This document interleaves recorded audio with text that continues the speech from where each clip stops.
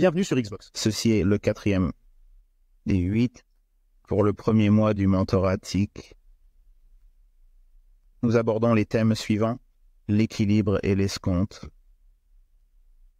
Maintenant, encore une fois, à titre d'avertissement, certains d'entre vous ont été mes élèves avant que je ne commence ce mentorat. Cela va vous sembler un peu élémentaire au départ, mais je vous promets que j'y ajouterai quelque chose qui peut apporter un peu plus de profondeur à la compréhension de ce qu'est l'entrée optimale dans une transaction. Il y a longtemps, en l'an 2000, j'ai présenté une idée simple de l'entrée optimale dans une transaction. Idée simple consistant d'examiner les projections d'oscillation, les retracements et d'identifier ce qui serait considéré comme une entrée optimale sur le marché. Et tous ceux qui l'ont vue sont tombés amoureux de cette idée, l'ont aimée, elle était facile à voir pour eux.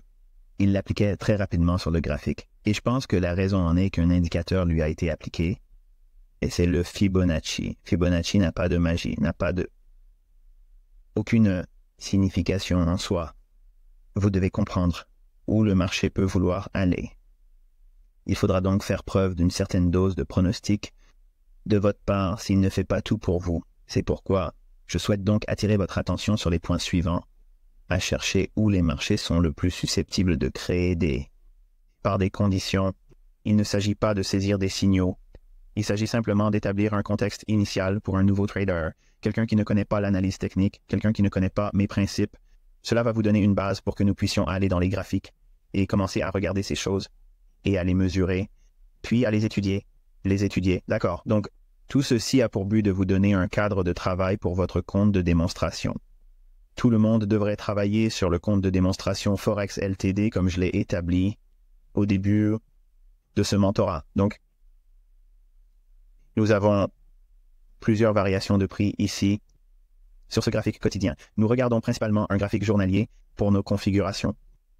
Si vous êtes un nouveau trader, OK, et que vous semblez dépassé, vous m'avez probablement déjà entendu parler de certaines choses dans le cadre de ce mentorat. Vous avez peut-être regardé certaines de mes vidéos sur YouTube ou sur mon site web dans la section des tutoriels de mon site web et vous avez entendu des termes qui vous sont passés au-dessus de la tête. Certains termes sont créés par moi, d'autres sont des normes industrielles, certains termes sont créés par moi, d'autres sont des normes industrielles. D'autres encore nécessiteront une description un peu plus détaillée de leur signification plus tard. Donc si vous en demandez quelque chose, même dans cette présentation, notez-le dans vos notes et bien sûr, vous le comprendrez au fur et à mesure que vous approfondirez chaque mois ou que vous découvrirez quelque chose de nouveau.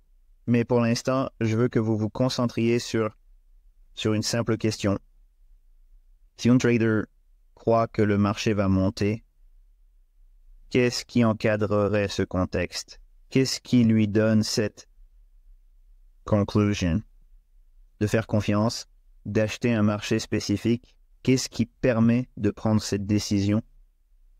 Eh bien, la première chose, je veux que vous compreniez que ceci va être comme le tout premier pas vers la compréhension du flux d'ordre institutionnel. La première chose dont vous avez besoin est le mouvement. Vous devez comprendre que pour être acheteur, il faut la volonté de quelqu'un qui a les poches plus grandes que vous, qui a plus d'argent que vous, et ce sont eux qui font bouger les prix. Et ce sont les banques. Elles ne laisseront les prix augmenter que lorsque cela les arrangera. Il ne s'agira donc pas d'un facteur d'offre et de demande, ce sera un facteur de cupidité. Ils veulent de l'argent. Leur but est de gagner de l'argent. Après tout, c'est la nature même de leur activité. C'est ça une banque. Donc, si nous cherchons des opportunités d'achat, d'accord, de nombreux traders particuliers recherchent tous ces modèles et ces idées basées sur des indicateurs. Et je veux que vous vous concentriez principalement sur le prix. Le prix seul vous donnera tout ce dont vous aurez besoin en termes d'indication d'un prix plus élevé ou plus bas, et il vous donnera les entrées spécifiques réelles et vos sorties. Vous n'avez besoin de rien d'autre qu'un graphique de prix.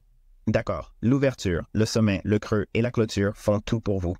Je veux que vous regardiez ce bas ici, et je veux que vous regardiez ceci en haut de l'échelle. Est-ce que vous voyez qu'il s'agit de la grande variation de prix sur l'ensemble de ce graphique? Donc, entre le 14 août jusqu'à aujourd'hui, en septembre. En septembre, il n'y a eu qu'une seule fluctuation majeure des prix à la hausse et à la baisse. Donc, si nous prenons un niveau de Fibonacci, et je ne vais utiliser Fibonacci que pour illustrer l'équilibre, car il faut d'abord définir ce qu'est l'équilibre. Il s'agit de la plus grande fourchette de prix ou la fourchette du marché qui est actuellement négociée. Qu'est-ce que j'entends par la fourchette actuelle du marché? Il s'agit de la fourchette la plus élevée que nous ayons connue depuis le mois dernier. Si nous regardons cette fourchette, et je vais faire défiler la page pour que vous puissiez la voir, il n'y a rien de plus significatif que cela, à l'exception de celui-ci, mais nous allons l'utiliser parce qu'elle a une réaction très forte. Nous pouvons utiliser ceci ici, et je le ferai par souci d'exhaustivité plus tard dans la vidéo. Maintenant, je veux que vous voyez une très forte impulsivité, impulsif très fort, puis il revient en arrière, puis il y a un autre mouvement impulsif très fort. Il remonte jusqu'au plus haut.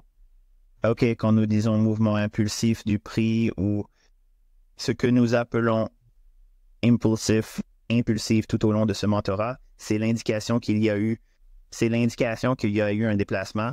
Le déplacement, c'est quand quelqu'un qui a beaucoup d'argent, d'accord, arrive sur le marché et a une forte conviction de faire monter le prix. Nous savons déjà que le prix va être fixé par la Banque centrale. Donc, si elle laisse le prix monter aussi haut, ils offrent un prix plus élevé tant qu'il y a des acheteurs. Ils continueront à proposer ce prix tant qu'ils trouveront des acheteurs et qu'ils continueront à augmenter les prix. Ils continueront à augmenter le prix jusqu'à ce qu'il n'y ait plus d'intérêt pour eux d'apparier les ordres avec les participants. D'accord, d'autres intérêts ouverts sur le marché. Alors, ils laisseront le prix atteindre les arbres un peu jusqu'à ce qu'ils puissent obtenir plus d'achats au-dessus du marché. Ce n'est pas marché d'acheteurs, et ils continuent à étirer les prix. Ils ont déjà acheté ici et ils permettent que le prix soit offert au marché à des prix plus élevés. D'accord. Et à mesure que cela se produit, tout ce qu'ils font, c'est vendre leur position qu'ils ont établie à un prix plus bas. D'accord. À partir de là, les banques prennent des positions longues. Elles accumulent des positions longues. Une fois qu'elles ont accumulé une position, elles permettent au prix de monter. D'accord. Une fois que le prix monte, il monte. Il continue à monter jusqu'à ce que leur position soit financée et qu'ils ne veuillent plus de position détenue. Ils vont donc chercher des zones de liquidation où ils savent qu'il y aura des participants désireux d'acheter qui sera au-dessus de l'ancien sommet. Pourquoi voudraient-ils prendre le prix, ce haut ici? Parce qu'il y aura des arrêts d'achat au niveau du fonds, ce qui signifie que de grosses sommes d'argent, gérées funds, auront des ordres de vente stop juste au-dessus de ce sommet. Et je vais entrer dans les détails dans ce mentorat sur l'emplacement des stops, comment repérer les fonds institutionnels, les niveaux où se trouve leur stop ou le niveau le plus élevé ciblé. Les mouvements de gros sous vont se produire. Toutes ces choses vous parleront. Mais pour l'instant, je veux juste vous faire commencer très petit. Parce qu'il y a beaucoup de gens qui viennent de commencer avec ce mentorat et qui n'ont jamais vraiment parcouru la bibliothèque complète de mes concepts, où ils n'ont pas vraiment été exposés à l'analyse technique. Donc tout cela leur semble grec. Et je ne veux pas offenser ceux qui sont grecs, mais c'est une expression aux États-Unis qui signifie que c'est étranger pour eux. Mais la première chose que je veux que vous recherchiez dans les prix, c'est de voir des variations de prix impulsives. OK, et puisque nous cherchons principalement des marchés discount, d'accord, en termes relatifs à l'équilibre, nous devons d'abord comprendre ce qu'est un mouvement de prix impulsif. J'enlève donc rapidement le fibrage et je reviens à cette jambe de prix juste ici. Je vais enlever tout ça ici. D'accord, nous avons donc une grande, forte et impulsive fluctuation de prix ici. Il se détache de ce bas et remonte. Nous n'avons pas besoin de savoir ce qui a causé l'achat ici. Ce n'est pas du tout intéressant pour moi. Je m'en fiche. D'accord? Nous ne savons pas si ce lien de prix va commencer jusqu'à... Je suis désolé, nous ne savons pas que cette jambe de prix est ici. Jusqu'à ce qu'elle se forme, je vous donne donc une perspective. Étudiez avec du recul. Le bas à ce sommet ici. OK, se rallie vers le haut ou ce mouvement de prix impulsif. Il suffit que le prix commence à la baisse et cela prend au moins 4 bougies. Peu importe l'échelle de temps sur laquelle vous vous trouvez, il faut 4 bougies à partir du moment où le marché atteint un plus bas et commence à remonter. Ce que vous allez rechercher, c'est une fois que vous voyez une forme haute, laissez-moi zoomer. Une fois que vous voyez une forme haute, vous avez besoin de 4 bougies. Pourquoi 4 bougies? Vous devez avoir une bougie à gauche, une bougie au centre, la plus haute, puis une bougie plus basse à droite, c'est un sommet d'oscillation, et ensuite, vous devez voir le prix baisser. Lorsque cela se produit, vous commencez à attendre que le prix revienne à l'équilibre. Qu'est-ce que l'équilibre? L'équilibre est le point médian d'un mouvement de prix.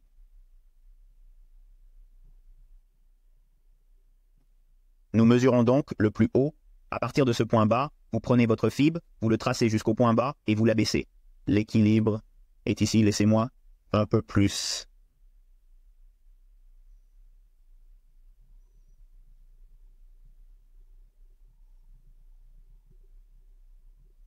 Nous avons donc cette jambe de prix vers le haut, donc la fluctuation impulsive des prix va plus haut. Dès que nous obtenons 3 bougies, alors et seulement alors, nous commencerons à guetter que le prix descende jusqu'au point d'équilibre, et c'est essentiellement le niveau de Fibonacci, 50%. D'accord? Nous attendons que le prix descende jusqu'à ce niveau, et dès qu'il revient à ce niveau et que nous sommes sur un graphique journalier, nous descendons dans un cadre temporel inférieur et nous chassons les opportunités d'achat. Je ne vous apprends pas à acheter des signaux d'entrée, d'achat. Je ne vous enseigne pas de signaux d'entrée. Je vous donne un contexte sur la façon de discerner quand le marché est à la baisse et quand il est en prime, et nous ne négocions pas à des primes. D'accord, je vous apprendrai comment utiliser les primes dans la première vidéo de la semaine prochaine. Nous nous concentrons principalement sur l'équilibre par rapport à la décote. Nous avons une fluctuation de prix qui part d'un niveau bas et monte agressivement. Nous ne faisons rien jusqu'à ce que nous commencions à voir un mouvement vers le bas, et cela doit se produire après 3 bougies, essentiellement en faisant un sommet d'oscillation. La hauteur ressemble à ceci. OK, tu vois ça, un sommet. Et une bougie à gauche qui est plus basse et une bougie à droite qui est plus basse. C'est un sommet d'oscillation, et une fois que ce sommet se forme, nous attendons la 4e bougie. Pour commencer à descendre, en d'autres termes, nous attendons que 4 bougies commencent à s'inverser. Lorsque cela se produit, cela vous donne maintenant le droit de commencer à chercher à ce que le marché descende à l'équilibre, c'est-à-dire le niveau de 50%. OK, une fois que vous avez atteint le niveau de 50% et que vous êtes dans un cadre temporel plus élevé, nous commençons tout sur un graphique journalier. Sur le graphique journalier, nous savons qu'entre le plus bas ici, dans le haut ici, le marché est revenu à l'équilibre. Il est donc à sa juste valeur ou à la juste valeur marchande. Si vous obtenez quelque chose à la juste valeur marchande, il est évident que vous ne payez pas une prime, mais vous n'obtenez pas non plus de réduction. Mais c'est quand même un état neutre à haussier. Cela signifie que vous n'achetez pas à un prix excessif. Ainsi, cette période, le marché offre une opportunité d'être long. Je ne vais pas descendre à des cadres temporels inférieurs aujourd'hui. Je ne vais pas vous enseigner cela aujourd'hui. La seule chose que je vous donne en ce moment, c'est de développer un contexte autour de ça sur le graphique quotidien. Et tout ce que vous recherchez, ce sont des fluctuations de prix impulsives d'abord, en laissant le prix se stabiliser jusqu'à l'équilibre, et ensuite nous discernons ce que nous allons faire une fois que nous aurons atteint ce niveau. Comme vous pouvez le voir, sans descendre dans les cadres temporels inférieurs, le prix remonte à nouveau. Jusqu'où remonte-t-il? Son ancien point de référence de flux d'ordre institutionnel, qui est un ancien sommet ici. Il passe donc juste au-dessus de ce précédent sommet. Vous voyez cela? Maintenant, le marché s'effondre à nouveau et baisse. Donc, nous avons maintenant une nouvelle fourchette à placer le Fibonacci sur ce sommet, en le maintenant à l'écart de ce même creux. Pourquoi ai-je fait cela? Parce que ce creux de prix n'a pas été violé. Il a seulement reculé jusqu'ici et s'est redressé à nouveau. Ensuite, nous attendons 3 bougies. La bougie haute à gauche, il y a une bougie plus basse. À droite, il y a une bougie plus basse. Il s'agit probablement d'un dimanche, et même si c'est le cas, il y en a une ici.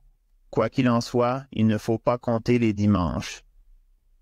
M4X Ltd vous donne la bougie du dimanche, vous devez donc en tenir compte. Ne comptez pas la bougie du dimanche parce que c'est un non-événement. Cela finira donc probablement par devenir cette bougie ici. Une fois que vous obtenez la bougie baissière ici, que le marché a en fait tourné, il commence à baisser. Remarquez ce qui se passe ici. Nous ne nous précipitons pas. Nous n'avons pas besoin d'atteindre le sommet. Cela nous donne le temps d'attendre, de planifier et de nous faire une idée de ce que nous allons faire lorsque le prix atteindra l'équilibre. Le prix baisse un peu plus qu'il ne monte. Faisons-nous pendant tout ce temps? Rien. Nous ne faisons rien. Il s'agit d'un principe d'échelle de temps supérieur. La plupart d'entre vous réclament un principe de temps plus élevé pour faire du commerce. C'est la première pierre de l'édifice. Le marché est en baisse, en baisse. Que faisons-nous ici? Rien. Nous ne faisons rien pour l'instant, rien. On négocie à la baisse, à la baisse, à la baisse, à la baisse. Tout d'un coup, boum, on atteint l'équilibre, ici. Nous pouvons maintenant commencer à étudier les prix Nous voulons étudier le prix quand les cadres temporels inférieurs chercheront des entrées. Mais je ne vous enseigne pas les signaux d'entrée ici. Je vous donne le contexte. Dès que nous atteignons l'équilibre, nous sommes à la juste valeur du marché. Le marché peut donc être acheté. Au niveau des banques, elles pourront acheter à ces niveaux parce qu'il ne s'agit pas d'un marché basé sur des primes. Les niveaux de négociation à ce niveau ici sont à la juste valeur du marché. Les banques, sont des entreprises comme les autres. Si vous allez à l'épicerie et que vous voyez des piquets pour si un steak coûte 10 $ au marché et qu'il passe à 8,50 $ le steak, il s'agit probablement d'une réduction. Ce n'est peut-être pas ce prix, je ne sais pas, mais pour les besoins de l'analogie, nous l'utilisons. Cela signifie que nous avons maintenant une décote. Tout ce qui est en dessous de l'équilibre est maintenant un marché au rabais. Lorsque les marchés sont en dessous de l'équilibre, ils ne restent pas longtemps en dessous de l'équilibre et il y a généralement un mouvement de prix très dynamique qui s'en éloigne, surtout si le contexte du marché est haussier. Maintenant, si l'on considère le cadre, en regardant le cadre que nous avons ici, nous avons eu un mouvement de prix impulsif. Ici, une toute petite trace, et il est revenu à l'équilibre, s'est redressé une fois de plus, a atteint le plus haut ici, et s'est ensuite vendu. Il est redescendu à l'équilibre et a atteint une décote inférieure à 50% de l'impulsion. Pre-swing, qui est maintenant à la baisse, donc le marché, le point de vue des banques est qu'il s'agit maintenant d'une décote. Il est permis de l'acheter maintenant, mais il ne faut pas essayer de l'acheter sans discernement, juste parce qu'il est revenu à 50% ou moins. Ce n'est pas suffisant. Il faut avoir plus d'informations. Mais pour l'instant, je veux juste vous donner un scénario haussier pour un marché. OK, si nous pensons qu'une paire est haussière, nous recherchons des variations de prix impulsives sur le graphique journalier pour encadrer.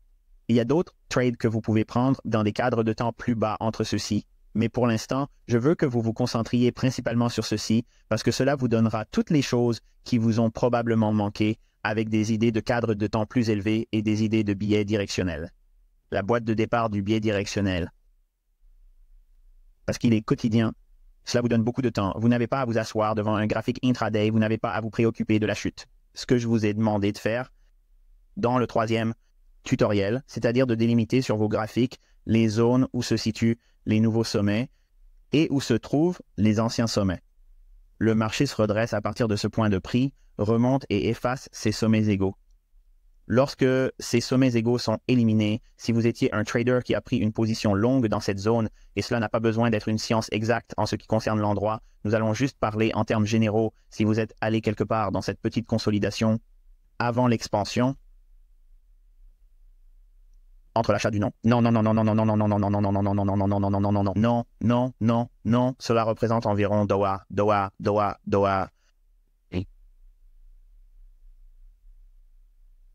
Oui, environ $, c'est la même dollar. Et vous avez acheté environ $, c'est la même dollar.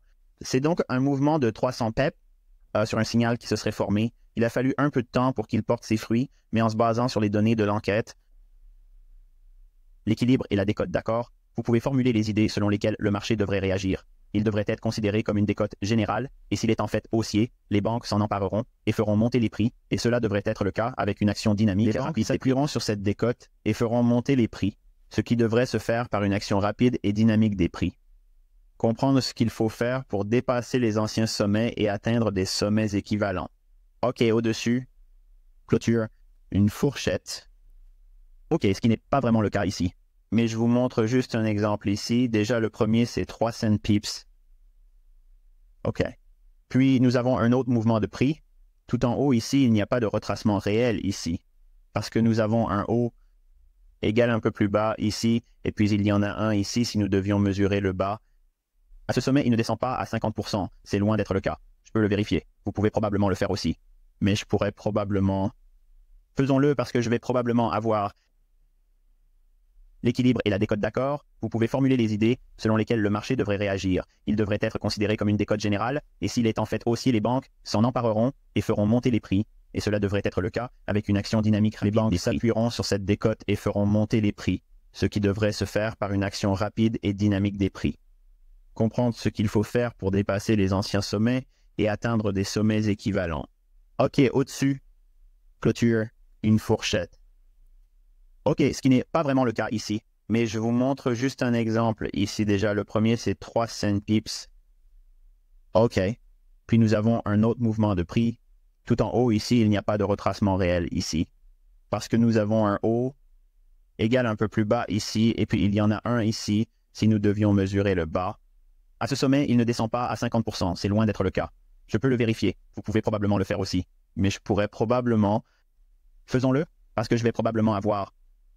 Certains d'entre vous, originaires de pays différents, ont du mal à comprendre mon anglais, sans parler du Forex. Si nous avions mesuré ce mouvement de prix impulsif juste ici, nous aurions remarqué que même si nous avions un mouvement de prix impulsif, nous n'aurions pas pu le mesurer ici plus bas sur la 4e. Il y a eu une clôture à la hausse, mais c'était toujours plus bas.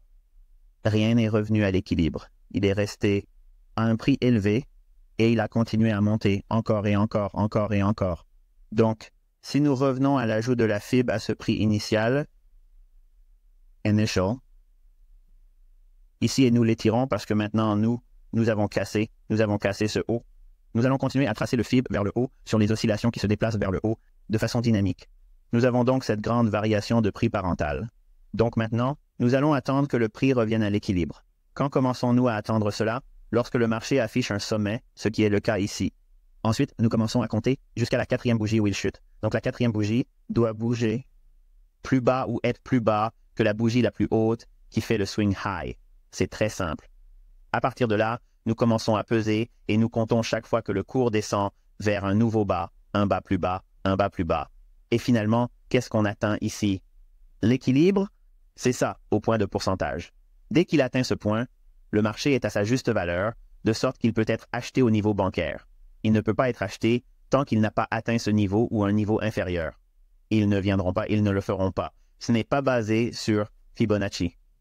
Je vous montre simplement en termes d'équilibre entre les anciens sommets et les anciens creux. Il s'agit simplement d'un marqueur d'évaluation. C'est tout. OK, donc l'algo va se mettre en mode achat. Ici, surtout s'ils ont des ordres à ce niveau ou juste un peu en dessous. Et s'ils sont là, vous le saurez parce que le prix réagira immédiatement comme il le fait ici. Il l'atteint une fois, il n'en a pas d'autre, il ne peut pas le toucher. Celui-ci s'en rapproche, mais il s'en éloigne quand même. D'accord. Et maintenant, regardez ce qui se passe. Nous avons ici un autre mouvement d'impulsion. Le prix s'éloigne d'une zone où nous nous attendons à ce qu'il reprenne. Pourquoi pensons-nous qu'il va se redresser à cet endroit? Parce qu'entre ce bas et ce sommet, le prix devrait être sensible à la hausse et il se redresse. Maintenant, regardez ce qui se passe. C'est un grand, grand pas. Je vais garder ce Fibonacci tel quel. Je vais en ajouter un autre juste sur le bas qui commence ici et qui remonte ici. Vous voyez? Donc, entre ce bas et ce haut, pourquoi comptons-nous cette oscillation? Pourquoi utilisons-nous cet écart de prix de Fibonacci, Michael, et pas autre chose? Parce que celle-ci a montré une réaction à vouloir s'éloigner d'une zone où l'on s'attendrait à ce qu'il se déplace. Et maintenant, regardez, nous avons un sommet d'oscillation. Voici un sommet plus bas, un sommet plus bas. Et cette bougie est plus basse que celle qui se trouve sur la partie la plus haute du sommet de l'oscillation. Nous commençons à compter jusqu'à ce que le prix atteigne quoi? L'équilibre ou moins. La bougie suivante ne le fait pas. Cette bougie le fait. Elle descend jusqu'à l'équilibre, jusqu'à ce que nous appelons l'entrée optimale dans le commerce. Donc, quand nous sommes en dessous de l'équilibre, tout ce temps ici, regardez combien de temps cela vous donne l'opportunité d'entrer entre 62 et 70,5%, ce qui est l'entrée optimale. C'est le point idéal. Si vous regardez cela, le prix rassemble plus d'ordre et s'envole de manière agressive. Regardez ce qui se passe à nouveau. Nous avons maintenant un autre point de référence. C'est là que nous nous attendions à ce que le prix réagisse, et c'est ce qu'il a fait. Cela nous donne une autre jambe de prix. Nous le tirons tout le long du chemin vers le haut ici, de ce point bas à ce point haut. Nous obtenons un haut, un bas plus bas, et nous sommes déjà en dessous de l'équilibre. Regardez les achats de la bougie. Nous passons à travers la mèche. Je ne vais pas parler des blocs d'ordre autant que je le voudrais pour l'instant. Pour ceux d'entre vous qui connaissent les blocs d'ordre, vous savez probablement de quoi je parle avant que je ne le dise. Mais ici, nous nous attendons à ce que le prix soit sensible. Si nous sommes en dessous de l'équilibre, nous sommes au rabais, le prix ne devrait pas y passer beaucoup de temps. Il s'éloigne rapidement et redescend. Je pourrais tracer une courbe de fluctuation entre le niveau le plus bas et le niveau le plus haut. En fait, je vais le faire. Après tout, c'est le contexte de ce que nous enseignons ici aujourd'hui, n'est-ce pas? Tracer un faible sur tous ces niveaux où il devrait y avoir une réaction. le marché remonte. Voici le sommet de l'oscillation. La bougie suivante, la quatrième bougie doit être plus basse, c'est le cas. Elle passe à travers l'équilibre, en plein dans l'entrée optimale du trade. Reste-t-il longtemps dans cette position? Non, il remonte, revient. Il ne franchit pas le sommet, revient une fois de plus à l'équilibre, puis s'éloigne agressivement, et s'étend, et puis finalement, il nous donne un renversement. Mais néanmoins, ce qui se passe ici, de l'achat ici, jusqu'ici, regardons cela en termes de fourchette.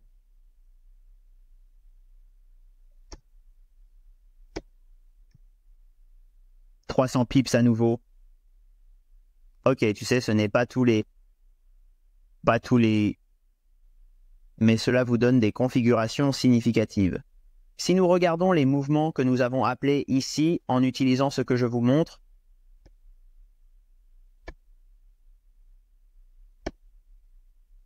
si vous avez acheté ici, juste à ce niveau, il y a 140 pips. Jusqu'ici, c'est 272 pips. Si vous l'avez gardé, c'est 400 pips. Ce mouvement de prix ici, le prix devrait être sensible ici. Je vais l'ajouter ici, les blocs d'ordre ici, vous apprendrez à les connaître. Mais le Fibonacci que nous venons de vous montrer, il est toujours là. Et regardez ceci. Nous avons vu un mouvement de prix ici, qui a réagi à partir d'un niveau qui devrait être haussier. Voici notre nouvelle jambe de prix, ici. Nous avons un autre plus élevé. Nous avons donc un mouvement, nous avons donc une fluctuation de prix de plus grande ampleur qui va vers le haut. Nous attendons que le sommet de l'oscillation se forme,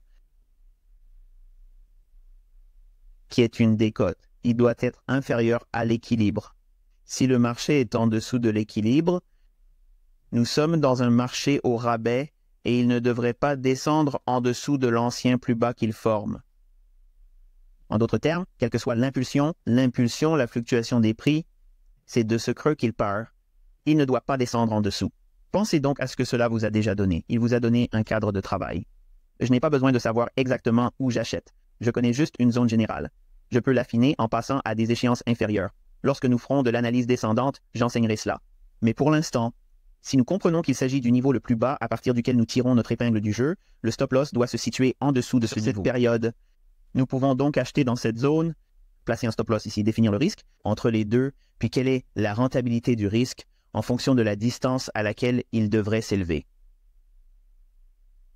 Chaque fois que ce prix fait un mouvement d'impulsion vers le haut, nous attendons qu'il redescende et il n'y a pas d'urgence. Nous attendons simplement. Cela prend 3 bougies. Sur la 3e bougie, il peut atteindre l'équilibre et descendre en dessous, mais nous devons simplement attendre que l'oscillation à la hausse se forme et ensuite vous le regardez descendre. Une fois qu'il aura chuté, vous saurez à quoi vous attendre. Le mouvement des prix devrait être explosif vers le haut parce que le marché revient à une décote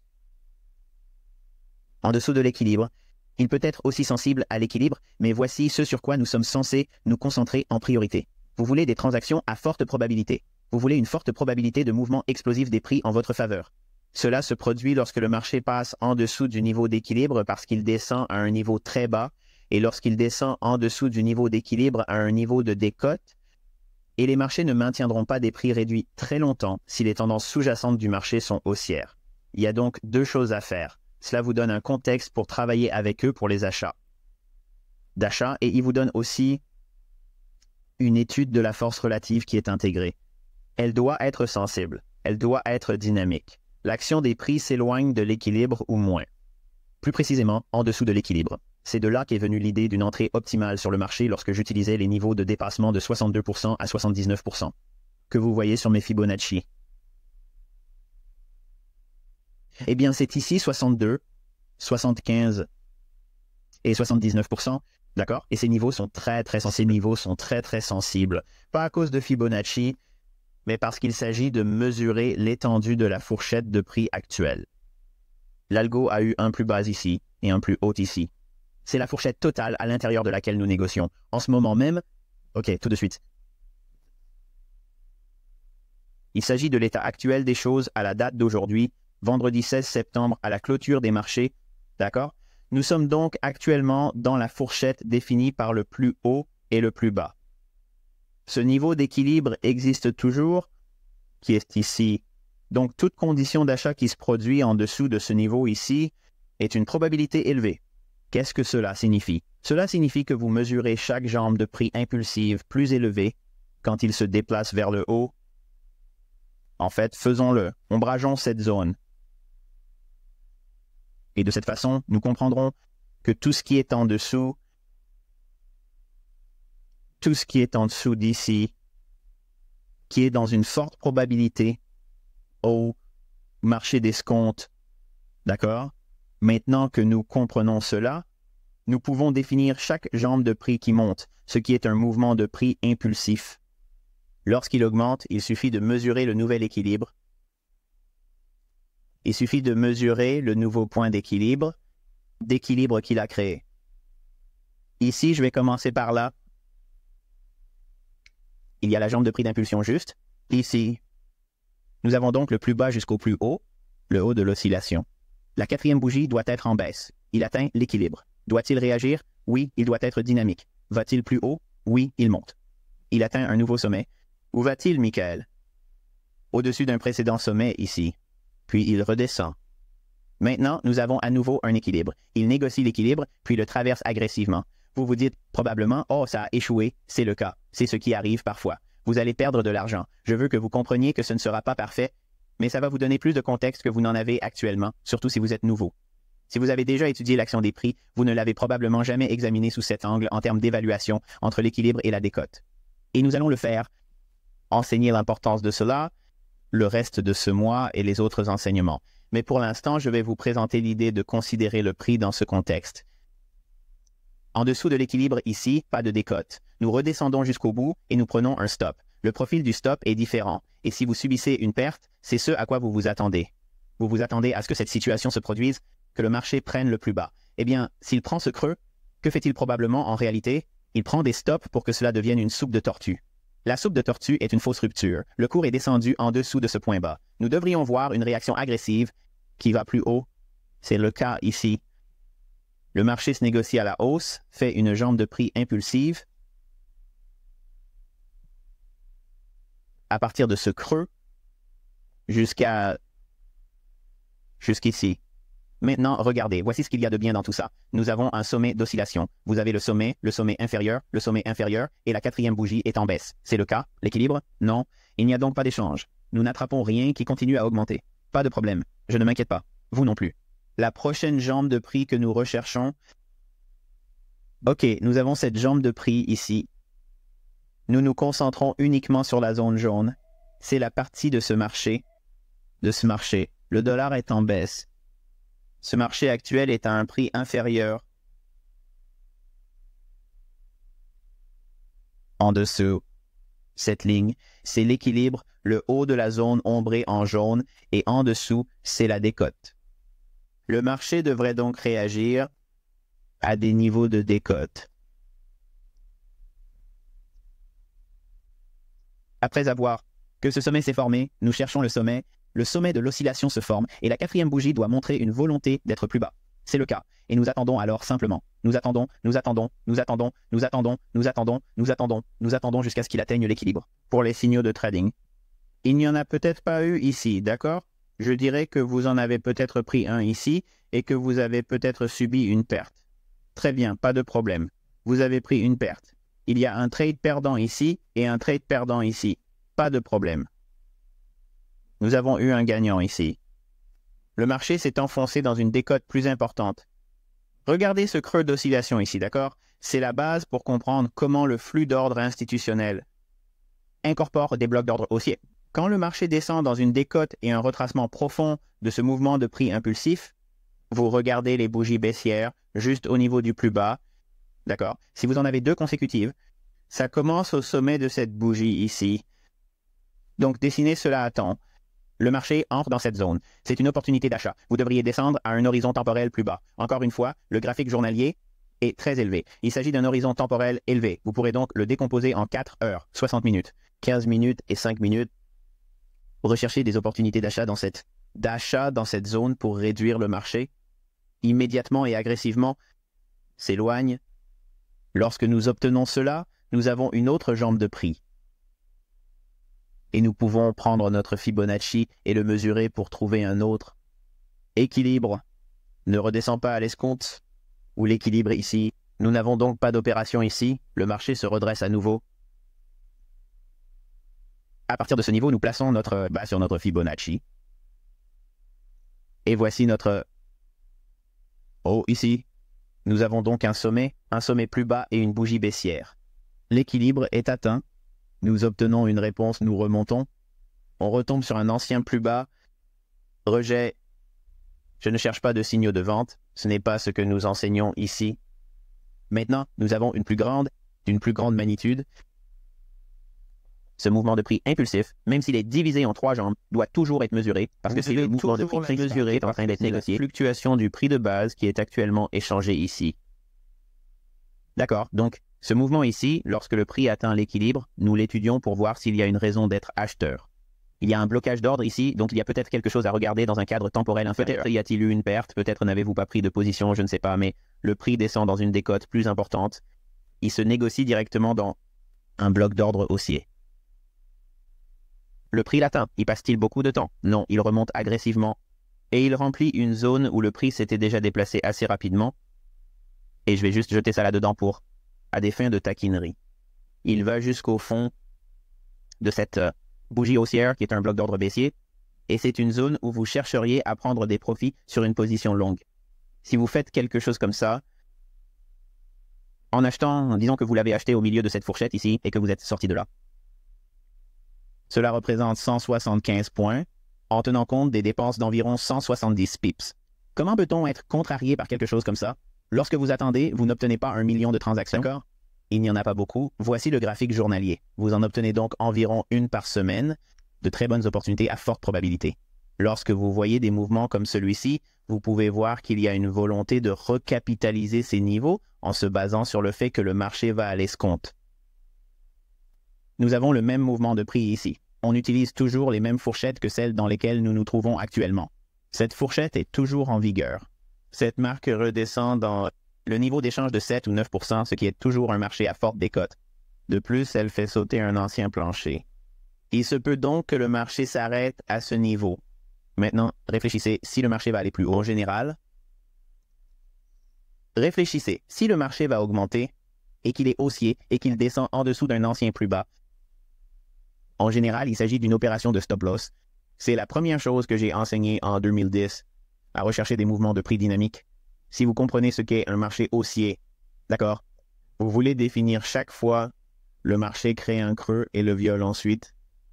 Si c'est le cas, cela signifie généralement que les teneurs de marché ou les banques institutionnelles de l'algo dans l'algo descendront sous les points bas et rassembleront tous les ordres qui se trouveront sous ces ordres en dessous de ce creux. Ce bas ici, violet ici, est immédiatement rejeté et augmente. Ce bas ici, il descend en dessous d'ici, il est rejeté immédiatement et monte. Ce bas ici, il descend en dessous, le rejette et monte immédiatement. Réfléchissez maintenant à ce que je viens de vous donner. Je vous ai donné un cadre pour définir ce qu'est l'équilibre. D'accord? Qu'est-ce que c'est? Ensuite, je vous ai dit quel était l'avantage de savoir ce qu'est un prix inférieur à l'équilibre. C'est une remise. Donc, quand vous cherchez un marché et que le marché descend en dessous d'un seuil d'équilibre et que le marché descend en dessous d'un ancien plancher, cela vous donne le contexte de la recherche de ce qui. Arrêtez les taux en dessous des plus bas et il devrait y avoir une réaction à la hausse si le marché est haussier. Si le ton sous-jacent du marché est haussier, et nous allons encadrer tout cela, mais pour l'instant, je veux que vous étudiez. Vous verrez une pléthore de ces choses se produire en permanence. Cela vous donne les éléments de base pour savoir quelle configuration de trading se forme, comment le marché devrait réagir et vous commencerez à voir ces choses avant qu'elles ne se produisent. Il faut d'abord les étudier dans le passé, puis commencer à les rechercher pour anticiper les mouvements futurs sur la base de ce que j'enseigne ici. En résumé, nous comprenons que l'équilibre est le point médian d'une fourchette. Nous avons besoin d'un mouvement de prix impulsif vers le haut. Une fois que nous avons identifié ce mouvement de prix impulsif individuel, nous exécutons notre Fibonacci depuis le plus bas jusqu'au plus haut. Puis, nous attendons 4 bougies. Une fois que cette 4e bougie est plus basse que la bougie la plus haute, nous commençons à attendre que le prix redescende vers l'équilibre. Lorsqu'il y parvient, nous allons à la recherche d'opportunités d'achat sur les échelles de temps inférieures. Nous intégrons le flux d'ordre institutionnel, des idées telles que les blocs d'ordre, les blocs d'atténuation, les cassures, les soupes de tortue, d'accord, et les entrées optimales. Toutes ces choses, l'une ou l'autre, n'importe laquelle d'entre elles peut être appliquée à un scénario d'achat. Mais si vous voyez des conditions qui sont haussières et qu'un bas est balayé, C'est là qu'on anticipe une soupe de tortue. La question que l'on me pose constamment est la suivante. Comment savoir si le marché va continuer à baisser ou s'il va simplement descendre en dessous d'un ancien point bas avant de remonter? C'est le point de départ pour savoir quand cela se produit et quand il ne faut pas s'attendre à ce que le marché se retourne. Se retourner. Ainsi, le marché réagit à l'évolution de cette situation et remonte. Nous avons maintenant un autre décalage de prix ici même. Il a atteint un ancien sommet, donc nous pouvons aller ici, dessiner notre Fibonacci sur ce bas, jusqu'à ce sommet. Le prix, si l'on arrive à l'équilibre, on commence à chercher des occasions d'achat ici même, dans un cadre temporel plus bas. Je ne sais pas s'il y a encore quelque chose. Vous devrez aller voir vous-même dans vos graphiques. Mais nous descendons jusqu'au niveau de maturation de 62%, qui est maintenant réduit. D'accord. Donc, lorsque nous identifions l'équilibre, c'est le niveau de 50%. Lorsque le prix est inférieur à 50%, il y a des cotes. À quel moment le degré de maturation est-il le plus probable? Degré de haussier à un prix réduit, c'est à ce moment-là.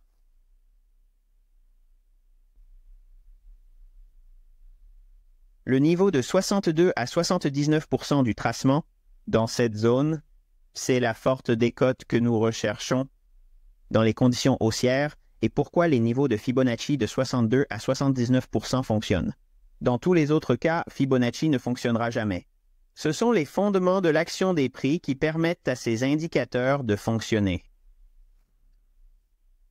Même les indicateurs de surachat et de survente fonctionnent si vous leur appliquez ces idées. Divergence haussière, le suivi de tendance, la divergence cachée, ou le suivi de tendance de type 2, qui est vraiment ce qu'il est, développé et découvert par Nick Van Nuys et non par George Lane, soit dit en passant. Les idées doivent venir par le biais d'une bonne compréhension de l'action des prix. Si elles ne reposent pas sur les fondements de l'action sur les prix, elles ne fonctionneront pas. Peu importe l'indicateur que vous placez sur votre graphique, il faut que les fondements du marché soient dictés par l'action des prix et non par des calculs mathématiques ou des analyses de prix passés. Pour vous donner un pronostic, cela ne fonctionne pas comme ça. Le marché ne réagit pas à un indicateur. L'indicateur ne fait que refléter une mathématique de quelque chose que le prix a déjà fait, qui n'a aucun rapport avec ce que le marché va faire à l'avenir. Regardez les marchés. Nous devons tout d'abord définir ce que sont ces fourchettes de prix. Cela signifie que si nous sommes haussiers, nous ne faisons qu'attendre. Qu'attendons-nous, Michael? Nous attendons un mouvement de prix. Je ne comprends pas tout ça. Oui, c'est probablement le cas. Et c'est la patience. Les traders qui gagnent de l'argent professionnellement ou qui gèrent des fonds ne suivent pas tout ce qui se passe sur le marché. Ils savent exactement ce qu'ils recherchent. Lorsqu'il y a un tel mouvement de prix, il s'agit d'un mouvement impulsif. Ensuite, il faut attendre. Qu'attendez-vous? 4 bougies ici. Lorsque la 4e bougie arrive, vous attendez certainement que le cours redescende à l'équilibre. Une fois qu'il est revenu à l'équilibre, vous pouvez chercher un signal. Mais j'insiste sur la différence entre l'équilibre et la décote. Vous voulez qu'il passe en dessous de l'équilibre jusqu'au minimum de 62%, jusqu'à 79%. C'est à ce moment-là que l'on a le plus de chances d'être haussier, alors que les marchés sont en décote. Vous devriez alors voir des prix explosifs à la house. Si vous utilisez un graphique journalier, vous pourrez l'utiliser comme day trader, comme trader à court terme, comme trader de position, une swing trader. Rien n'a changé dans la livraison de ce que je recherche en ce qui concerne les blocs d'ordre haussier, les soupes de tortue, tout ça. Voici ce qui est intéressant. Si nous comprenons que nous sommes haussiers dans la zone d'escompte comme nous l'avons eu ici, définie par ce niveau de Fibonacci, OK, en bas de cette zone ici, nous cherchons à ce que des choses spécifiques. Nous ne nous contentons pas de regarder. Bien, je viens d'utiliser le terme zone, mais pas comme une zone d'offre et de demande. Dans cette section, eh bien, je vais juste le dire ici. Ce n'est pas parce que ce n'est pas vraiment défini dans le sens des zones d'offre et de demande, mais c'est une zone totale d'évaluation où il y a entre l'équilibre et moins, il y a une décote. Donc, si vous voulez avoir cette fourchette, le marché atteint un plus bas, il remonte. D'accord? Il remonte, commence à se rétracter. Où voulez-vous sortir quand il est au-dessus d'un ancien sommet? Voici un ancien sommet, vous prenez vos bénéfices ici. Mais attends une minute, Michael, attends une minute. Il n'a pas dépassé celui-ci. Et si je m'étais accroché à celui-ci, vous auriez été trop gourmand. Il vous a donné 2 chances de le faire. Le marché a atteint un nouveau sommet ici. c'est retourner un peu, puis une fois de plus la dépasser. Sortez au-dessus d'un ancien sommet. Les marchés se répartissent, ou permettez-moi de le dire ainsi, les teneurs de marché et l'argent intelligent distribueront les positions longues au-dessus des anciens sommets. Il n'est pas nécessaire que ce soit le plus ancien sommet. Il n'a pas dépassé celui-ci non plus. Il n'a pas dépassé celui-ci, vous n'avez pas besoin qu'il le fasse. Une fois qu'il a créé un sommet, il n'autorise le prix à se rétracter que pour permettre au stop de s'accumuler au-dessus d'un ancien sommet. C'est ainsi qu'il crée de la liquidité. Ainsi, lorsque la liquidité d'ingénierie arrive sur le marché sous la forme d'un stop d'achat protégeant une position courte que quelqu'un a bêtement mise en place, puis le prix de la course au-dessus de ce prix, qui atteint les stops d'achat. Ces stops d'achat deviennent des ordres d'achat sur le marché et ils vendent à ces stops d'achat leurs positions longues qu'ils ont accumulées ici. C'est tout ce que représente le flux d'ordre institutionnel. Il s'agit de comprendre l'histoire entre les hauts et les bas. Si vous définissez les fourchettes en fonction de votre compréhension de ce que le marché devrait être haussier ou baissier, et c'est facile, ne vous inquiétez pas pour cela.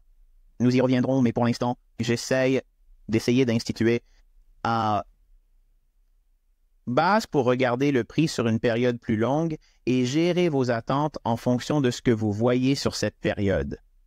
Et aussi, de jeter les bases de vos compétences en matière d'anticipation pour anticiper les mouvements futurs. Attendez une minute, Michael. C'est ça, tu viens d'ajuster celui-ci. Il ne fonctionne probablement que sur ce graphique. Que se passe-t-il si vous entrez dans... Que se passe-t-il si vous passez à un graphique horaire? Soudain, tout sera différent, n'est-ce pas? Ce sera différent. Eh bien, nous avons ici un décalage de prix. OK, une variation impulsive du prix. Vous faites une carte. OK. Le sommet de l'oscillation, la quatrième bougie, ne redescend pas à l'équilibre, pas de problème. Nous attendons qu'il le fasse. Il ne le fait pas. Il fait une autre jambe plus haute. Que s'est-il passé? Nous l'avons raté. Ne vous en préoccupez pas. Ne le poursuivez pas. Vous savez exactement ce que vous attendez. Le prix atteint un nouveau sommet plus élevé. Nous avons donc le plus bas et le plus haut. Qu'attendons-nous? Que le prix descende à l'équilibre. D'accord, mais que se passe-t-il lorsqu'il descend en dessous? Nous sommes dans un marché à prix réduit. Il faut qu'il atteigne le niveau de quoi? Le niveau de retracement de 62% au minimum, juste ici, c'est le cas. Est-ce qu'il y reste longtemps? Pas question. Que se passe-t-il? Le prix s'en éloigne. Et ensuite, que fait-il? Il redescend vers l'équilibre et se développe à nouveau. Et il se consolide un peu. Faites un sommet à court terme. Où prenez-vous vos bénéfices, Michael? Au-dessus de l'ancien sommet à court terme? Boum, il se redresse au-dessus, fait tomber ce sommet, et il revient même pour effacer celui-ci, juste un peu. Et ensuite, regardez ce qui se passe, il redescend jusqu'à l'équilibre. Y passe-t-il beaucoup de temps? Non, il remonte. Où retourne-t-il? Le bas de cette bougie haussière, qui est une bougie baissière, qui est un bloc d'ordre baissier, le remplit jusqu'au pic. Et je vais vous dire quelque chose, je déteste cette paire. Je déteste littéralement cette paire avec passion, parce que c'est une paire sournoise comme le yen japonais. Et vous, les Suisses et les Japonais, ne vous offusquez pas. Je n'aime pas que vos devises soient présentées de cette façon. L'ouverture de cette bougie est de « et ». Le haut de cette bougie arrive à exactement de... Vous prenez donc vos bénéfices ici, pas à ce sommet. Vous sortez avant qu'il ne soit atteint. Rappelez-vous, nous voulons toujours sortir avant d'arriver à la jambe de prix actuelle. Maintenant, nous. Un autre sommet plus élevé, ici même. Voir cela. Nous allons donc attendre que le prix redescende à l'équilibre et moins qu'il ne le fasse ici. Encore une fois, 62% et 62%, niveau de retracement devrait-il rester là longtemps? Non, il remonte, retrace à nouveau à l'équilibre. Et ensuite, à quoi nous attendons-nous à l'équilibre? Ce que je vous ai appris sur l'algo, il va de la consolidation qui va toujours être à l'équilibre à l'expansion. À l'expansion, jusqu'où s'étend-il? À la liquidité. Où se trouve la liquidité? Juste ici, avant qu'elle ne décolle à la verticale où se trouve la liquidité. Elle est au-dessus de ce sommet. Et au-dessus de ce sommet ici, qu'est-ce que c'est les stops d'achat? Quelqu'un veut protéger une position courte. Donc, s'il achète ici en tant qu'argent intelligent, il va vendre à quelqu'un qui veut acheter à un prix plus élevé.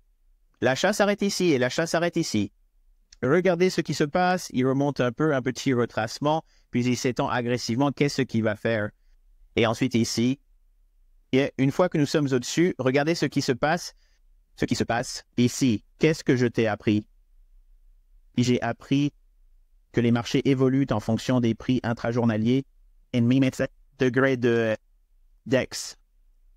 Il y a 10 et 20 au-dessus de l'aigu. C'est la distance qu'ils atteindront pour s'arrêter. Boum. Et voilà. Voilà votre stop sur des sommets égaux. Rappelez-vous que je vous ai dit que sur vos graphiques, de marquer les zones où il y a des sommets égaux. Elles sont trop nettes. Le marché va vouloir courir dans ces zones. Donc, tout ce qui est en dessous de 50% est une décote, mais il peut revenir à l'équilibre et se consolider puis s'étendre. Je mélange donc deux composantes en vous donnant une introduction à l'algo. L'algo interbancaire où vous saurez ce que les moteurs de prix vont faire avant qu'ils ne le fassent. Ils vont proposer des prix plus élevés lorsque le moment sera venu, mais ils devront capitaliser sur les marchés à prix réduit avant que le prix n'augmente. Le prix n'augmentera pas directement, sans raison. Cela ne fonctionne pas comme ça. Le marché doit revenir à une décote et à un niveau inférieur à l'équilibre. On assiste alors à des mouvements explosifs. Ensuite, il peut revenir à l'équilibre pour se consolider et attendre une expansion. L'expansion se produit alors et vous recherchez des liquidités au-dessus du marché. La différence entre l'équilibre et le marché est donc la suivante. Oui, c'est la juste valeur du marché à l'équilibre. En tant que trader, nous voulons négocier des réductions. Nous devons descendre en dessous de l'équilibre. Lorsqu'il atteint le niveau de 62% du tracement ou jusqu'à 70,5% ou même 79%, il faut vraiment envisager être intéressé par une position longue sur ces marchés lorsque la tendance haussière sous-jacente est là, attendre l'expansion en combinant tous les outils que vous apprendrez. Regardez le creux ici. OK, nous sommes en dessous de l'équilibre. Voici un creux. Il descend jusqu'en bas et touche ces points-là. À quoi vous attendez-vous? Même si vous ne voyez pas la courbe de Fibonacci, à quoi vous attendriez-vous? Qu'il s'agit d'une soupe de tortue, c'est une course sur les arrêts et les rejets rapides. Redescend. Et si ça devait descendre plus bas, Mickaël? Il ne devrait pas. Pourquoi? Parce qu'il a déjà pris les stops. Il ne fait donc que retracer un peu. Si vous prenez un autre Fibonacci et que vous le placez sur cette fourchette, parce que nous regardons un graphique horaire, il s'agirait d'une jambe de prix plus petite dans un cadre temporel plus bas. Regardez ce qu'il fait. Il redescend directement dans la zone d'entrée optimale, en dessous de l'équilibre. Entrée optimale. Est-ce qu'il passe beaucoup de temps en bas? Non. Il remonte, atteint à nouveau le niveau de retracement de 62%, et puis il s'étend, boum, décolle. Il n'y a pas de magie dans Fibonacci. Aucune. La seule chose qu'il vous aide à faire est de voir visuellement l'équilibre des prix. Et ensuite, en dessous de l'équilibre, quel est le bon prix pour entrer avec une décote? Et voici l'avantage. S'il descend plus bas que le prix, entrée optimale entre 62 et 79% des niveaux de retracement et que votre tendance haussière sous-jacente est là, attendez que la tortue passe. Et le tour est joué. C'est aussi simple que cela. C'est aussi simple que ça. Et vous ne me croyez pas. Je sais que vous ne me croyez pas, et c'est ce qui est le plus intéressant. C'est pourquoi je veux que vous regardiez vos graphiques et que vous les recherchiez. Si nous avons un marché haussier et que nous savons que les marchés se replient, vous n'aurez pas besoin de voir les Fibonacci. Vous pouvez simplement le regarder à l'œil. Entre ce plus bas et ce plus haut, le point médian est à peu près ici. Le marché est passé en dessous de ce point. Il est en dessous de l'équilibre. Il est au rabais. Et devinez quoi? Il s'est débarrassé de ses stops ici. Qu'est-ce qu'il va faire? Un rallye. Il remonte.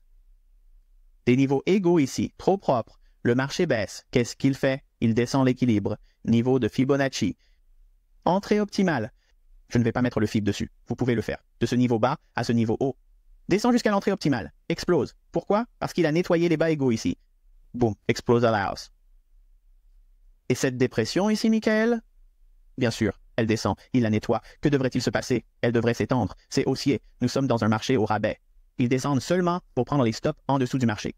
Il s'agit de stops de vente. Pourquoi les teneurs de marché voudraient-ils faire baisser le marché pour supprimer les stops de vente? Parce que cela permet à ceux qui veulent vendre de s'associer à ceux qui veulent acheter. Ils obtiennent des contreparties à leurs ordres d'achat en faisant descendre les stops de vente en dessous de ce niveau. Boum, ça explose. Ce creux ici a été violé ici. Pas de beaucoup, il n'y a pas besoin de beaucoup. Et une fois qu'il atteint ce niveau, les ordres s'emballent. Bang! Explose à la hausse. Il n'atteint pas un nouveau sommet, Mickaël, ce n'est pas nécessaire. Vous sortez ici même de vos anciens blocs d'ordre. Vous n'avez pas besoin d'avoir que tout soit aligné.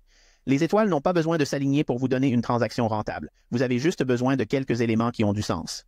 Il faut commencer par l'équilibre pour escompter les achats. Il faut que cela se produise. Si vous n'obtenez pas cela, vous n'aurez pas ces signaux d'achat explosifs.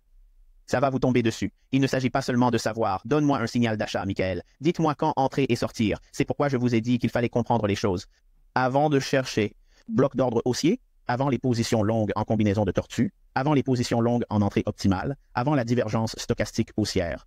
Rien de tout cela ne fonctionne si l'on ne comprend pas de ce qu'est un marché à l'équilibre ou en dessous à l'escompte. C'est un marché favorable à l'achat. Tout ce qui n'est pas comme ça, il faut rester à l'écart. il faut attendre ou chercher le côté opposé du marché, ce dont nous parlerons la semaine prochaine lorsque nous examinerons l'équilibre par rapport à la prime.